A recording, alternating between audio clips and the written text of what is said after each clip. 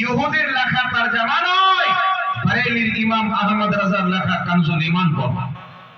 কোরআন যদি পড়তে হয় ওয়াহাবির অনুবাদ পড়া যাবে না, ঈমান ধ্বংস হয়ে যাবে। জামাতে ইসলামের অনুবাদ পড়া যাবে না, ঈমান ধ্বংস হয়ে যাবে। দেওবন্দীদের লেখা অনুবাদ পড়া যাবে না, ঈমান ধ্বংস হয়ে যাবে। এই পৃথিবীর মাটিতে আল্লাহর কসম খেয়ে বলি, ইমাম আহলে সুন্নাত আলা হযরত কোরআন পাকের যে অনুবাদ করেছে কোন মায়ের জন্ম হয়নি, কিয়ামত পর্যন্ত হবে না। ইমাম আহলে সুন্নাতে লিখিত তরজমা একটা ভুল কেউ বের করতে পারেনি, কিয়ামতের সকাল পর্যন্ত পারবে না।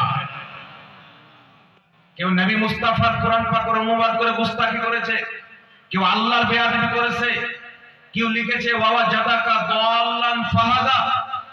আল্লাহ নাকি বলেছেন মাহবুব তোমাকে পথ ভ্রষ্ট পেলাম তো হেদায়েত দিলাম। নাউযুবিল্লাহ। আমার নবী পথ ভ্রষ্ট কবে ছিল? একজন নবী কোনদিন পথ ভ্রষ্ট হয় না। তো তুমি আমার নবীকে বলছো পথ ভ্রষ্ট ছিল, পরে আল্লাহ হেদায়েত দিয়েছে, এটা মানা যাবে? এই কোন পথ ভ্রষ্ট নবী হতে পারে? কোন গুনহেগার ব্যক্তি নবী হতে পারে না। কারণ ইসলামের আকীদা হচ্ছে আল আম্বিয়াউ মাসুমুন, প্রত্যেক নবী মাসুম, তাদের দ্বারা দিয়ে কোনো গুনাহ হতে পারে। নবীকে যেই ব্যক্তি মাসুম না মানবে ওই ব্যক্তির ঈমান থাকবে না, পথ ভ্রষ্ট। তো যেই ব্যক্তি বলছেন ওয়া জাদাকা দাল্লান, ওয়াহাবির তরজমা পড়েন, কেউ বলছেন নবী তোমাকে পথ হারা পেলাম তো পথ দেখালাম, কেউ বলছেন নবী তোমাকে গুমরা পেলাম তো হেদায়েত দান করলাম, কেউ বলছেন নবী তোমাকে পথ ভ্রষ্ট পেলাম তো আমি রাস্তা দেখিয়ে দিলাম।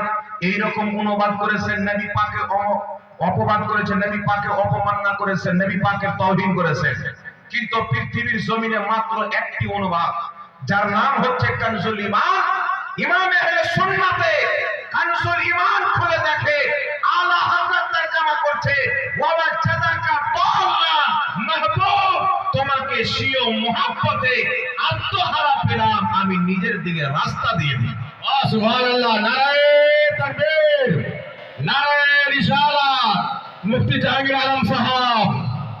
আলা হযরতের তরজমা এর জন্য করতে হবে বাবা। নবীকে জিজ্ঞাসা করেন, ওয়াহাবি অনুবাদ করেছে আপনি নাকি পথভ্রষ্ট ছিলেন, পরে আল্লাহ হেদায়েত দিয়েছেন। আমার নবী কি উত্তর বলছে?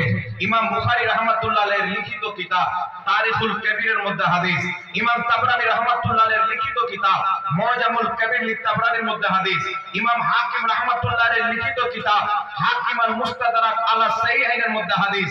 হাদিসটি উল্লেখ করে ইমাম হাকিম বলছে হাযা হাদিসুন সহিহুল ইসনাদ, এই হাদিসের সনদ হচ্ছে সহিহ। যে হাদিসকে ইমাম মুনজিরি সহিহ বলেছেন, যে হাদিসকে অসংখ্য ইমামগণ সহিহ বলেছেন। রাসূল কায়নাত সাল্লাল্লাহু আলাইহি ওয়াসাল্লামকে সাহাবা জিজ্ঞাসা করছেন, ইয়া রাসূলুল্লাহ মাতা কুনতা নবিয়ান, ইয়া রাসূলুল্লাহ আপনি নবী কবে হয়েছেন? আমার নবী বলছেন কুনতু নবিয়ান, আমি ওই সমাতে নবী হয়ে গেছিলাম।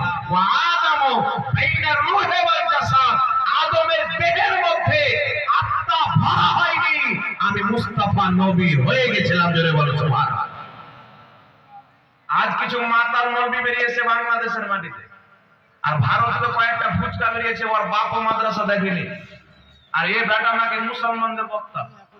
আমার নবী বলছেন কিয়ামতের পূর্বে কিছু জাহিল ধর্মের নেতা সাজবে, মানুষ তাদেরকে প্রশ্ন করবে, তাদেরকে স্টেজে দাওয়াত দিবে, তার বক্তব্য শুনবে, তারা নিজের দিন থেকে অজ্ঞ থাকবে, ভুলভাল উত্তর দিয়ে জাতির ঈমান ধ্বংস করবে। এখন কত সুন্দর সুন্দর ঘুমটা মাথায় লাগে। একটা কথা মনে রাখবে, যেই মৌলবি সব সময় ঘুমটাকে একটা লেবাস বানিয়ে নিয়েছে, তার ওয়াজ শোনা যাবে না। কেন যাবে না একটু লক্ষ্য করে শুনেন। মুসলিম শরীফের মধ্যে হাদিস, বুখারী শরীফের মধ্যে হাদিস, দুই কিতাবের মধ্যে হাদিস। হযরতে আনাস রাদিয়াল্লাহু তাআলা আনহু মসজিদে খুতবা দিচ্ছেন, দেখছেন অনেক সাহাবী মাথাতে ঘুমটা দিয়েছেন, এইভাবে চাদর দিয়েছেন। তো হযরতে আনাস দেখে বলছেন যে তোমাদেরকে দেখে বদরের ইহুদিদের মতো লাগছে। মানে বদরের যুদ্ধতে যে ইহুদিরা এসেছিল তাদের মাথায় ঘুমটা ছিল। হযরতে আনাস বললেন তোমাদেরকে দেখে বদরের ইহুদির মতো লাগতেছে। আরেক জায়গাতে হযরতে আনাস রাদিয়াল্লাহু তাআলা আনহু অন্যান্য সাহাবী বর্ণনা করেছেন, মুসলিম শরীফের মধ্যে যে হাদিস, তিনি বলছেন যে বদরের যুদ্ধতে যত ইহুদি এসেছিল সকলের মাথায় ঘুমটা ছিল, সবারই মাথায় ঘুমটা। আর নবী মুস্তাফার মাথায় কি ছিল? সাহাবা সাহাবার মাথায় টুপি ছিল, সাহাবার মাথায় পাগড়ি ছিল, আর আজকে মুসলমানকে বলে টুপি না পড়লে নামাজ হয়ে যাবে, আর ইহুদির সুন্নাত মাথাতে সাজায়। যেই ব্যক্তি নবীর সুন্নাতকে দাফন করে ইহুদিদের সুন্নাতকে জিন্দা করেছে, তারা নবীওয়ালা হতে পারে না, তারা হচ্ছে ইহুদিওয়ালা। ইহুদিওয়ালা মৌলবি থেকে সাবধান থাকতে হবে, ঈমান বাঁচাতে হবে। আল্লাহ তাবারাক ওয়া তাআলা নবী কি বলেছেন? এরা বলছেন নবী 40 বছর পর নবী হয়েছে, বলে কি বলে না? তো আমি জিজ্ঞাসা করি 40 বছর পর কে ছিল? তোমার বাপের ভাইরা ছিল? 40 বছর পূর্বে নবী কে ছিল? তো বলছে 40 বছর পূর্বে নবী নিজে হেদায়েত কাকে বলে জানতেন না। নাউজুবিল্লাহ বলেন। আচ্ছা বলেন, মৌলবীর কথা শুনবেন না নবীর কথা শুনবেন? একটু জোরে বলতে হবে।